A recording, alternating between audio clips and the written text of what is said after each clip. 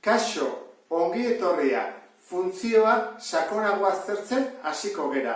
Lehenengo gogoratu beharko dugu zer den funtzioa. Bi magnitude edo zenbakizko bi aldagaien arteko erlazioa.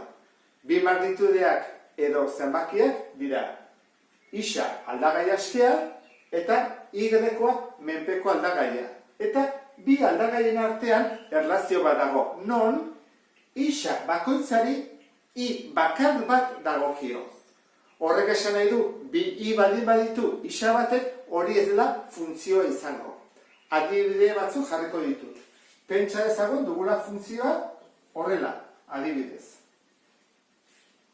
Funtzioak izango alitzake, bai ezta, isa bakoitzak duelako i bakar bat. Eta hola izan ezkero, baita ere ezta. Holako bakoitzak, isa bakoitzak i bat du, bat bakarra. Zer gertatzen da kasu honetan? Ba ez, ze isa honek bi ditu, hemen bat eta hemen beste i bat. Orduan, hau ez da funtzioa eta bi hauek funtzioak izango lirateke. Eta funtzioak adierazteko moduak zenbat ditugu? Lau, izan daiteke enuntziatu bidez, ekuazio bidez, balio taula baten bidez, edo grafiko baten bidez. Eta ikusteko nola egiten den, hasiko gea enuntziatu bat jartzen. Goazen irakurtzea. Igeri leku batean 4.000 litro ur daude.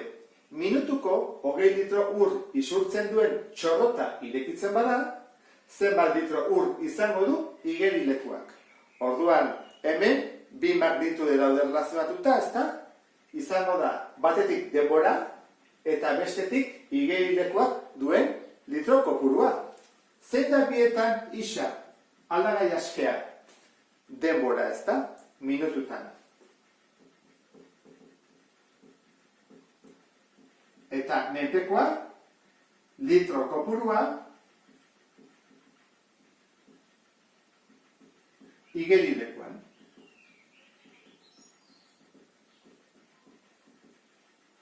Hori jakin da, orain hasi gaitezke ekuazioa ikusten zein den.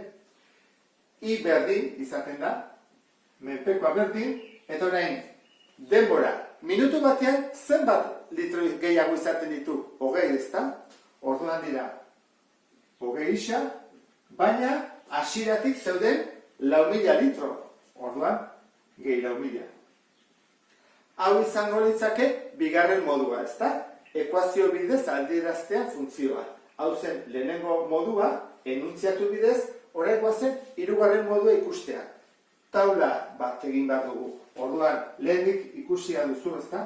Jartzen da enontara. Bi magnitudeak, bat goian bestea behan, goian jarriko dugu askea eta behan menpekoa. Hasiko gera. 0, ez denean denborarik pasa, zenbat litro daude? 20 bidaz 0 da 0. Orduan, 4.000. Eta minutu bat pasatzen denean, 20 gehiago, ezta? 4.000 eta 20. Eta 2 minutu pasatzen denean, 4.000 eta 40. Eta 3, 4.000 eta 60. Hau izango ditzake beste modua, hirugarrena. Eta falta zaigu grafikoakin egitea. Grafikorako behar dugu bi ardatzak zehaztea. Baina positiboa bakarrik, ezta? Zergatik positiboa bakarrik dudalako, orduan lehenengo kuadrantea bakarrik. Hola egingo dut.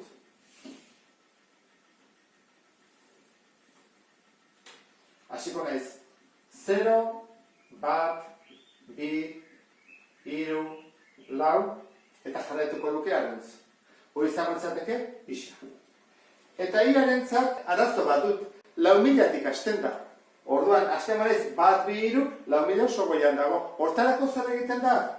Ba, ikusten duzu bezala hau, grafikoa zatitu egiten dut, honek esan nahi du salto bat dagoela, eta hasiko naiz hemen 4.000 jartzen.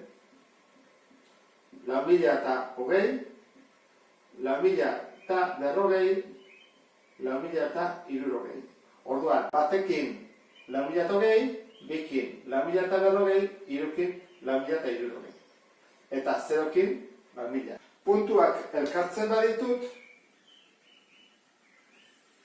lortu dut funtzio hau grafiko moduz adieraztea. Hauek dira funtzio bat adierazteko lau moduak. Orain, bigarren adibide bat egingo dugu.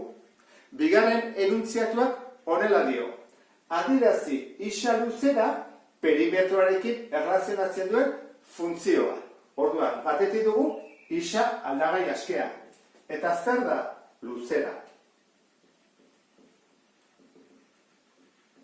Eta y-koa zer da? Perimetroa galdetzen digute, horrako izango litzateke, ezta? Zenbat eta luzera handiagoa izan, perimetro ere handiagoa izango da. Eta alderantziz ere bai. Orduan, enuntziatu bidez ikusi duguna, orain jarriko dugu ekuazio bidez. Perimetroa berdin. Perimetroa zer da? Alde guztien batura. Orduan, horlako zenbat ditugu bi, ezta? Orduan, bi bider, isa gehi bost. Eta gainean, horrelako bi, ezker esku bi, gehi, bi aldiz, isa gehi bi. Badakizu, parentesiak entzeko, banatze propietatea egin bat dela, bidertzen ari denean. Orduan egin bat da, bi bider isa, bi isa, eta bi bider bost, hamar. Eta gero bestetik ditugu, bi bider isa, bi isa, eta bi bider bi lau.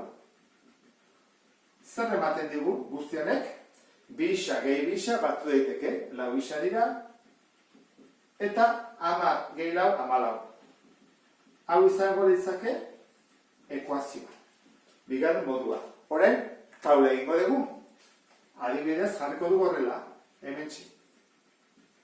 Isatei, emango izkiogu lau balio, hasiko gea 0arekin, 0, bat, bi, iru. 0kin balien bada zen bada, lau bider 0, 0, gehi 14, 14. Batekin, lau, gehi 14, 18. Bikin, hau 8, gehi 14, 22. Eta irukin, lau bider iru, 12, gehi 14, 26. Konturatu bazea, dihoat, gehi lau, gehi lau, gehi lau.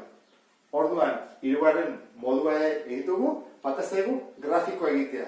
Bi ardatzak marraztu ditut, lehenengo kuadrantea bakarrik egingo dut, positiboak direlako balio guztiak, ezta? Orduan, isarentzat, nahiko horreza, ezta? Banakadoa, orduan jarriko 0, bat, bi, iru, lau, bost, 6, 7, 8, eta jarretzen dut. Goruntz, arazo badut, bat, bi, iru, ezin dut jarri. Zatitzen badut, eta hasten manaiz 14, 14, 15, 16, 17, 18, 19, ez da izartzen. Ordan, kasu hauetan zer egiten da? Egokiagoa da jartzeak karte baretik bestera ez banaka, baizik handiagoa. Adibidez, launaka. Ordan, hau izango izateke, lau, 8, 12, 16, 20, 24, 28, 12. Hau, ida. Ordan, hemen bai sartzen zaizkida dela. Orain bai jarri daitezkela puntu hauek nun daude. 0, 14. 0, 14 hemen da. 12 eta 16 erdian. Bat 18. Hemen, 16 eta 18 erdian. Bikin 22. Hemen. Eta irukin 26. Elkartu itzazket. Erabiliko dut beste kolore bat.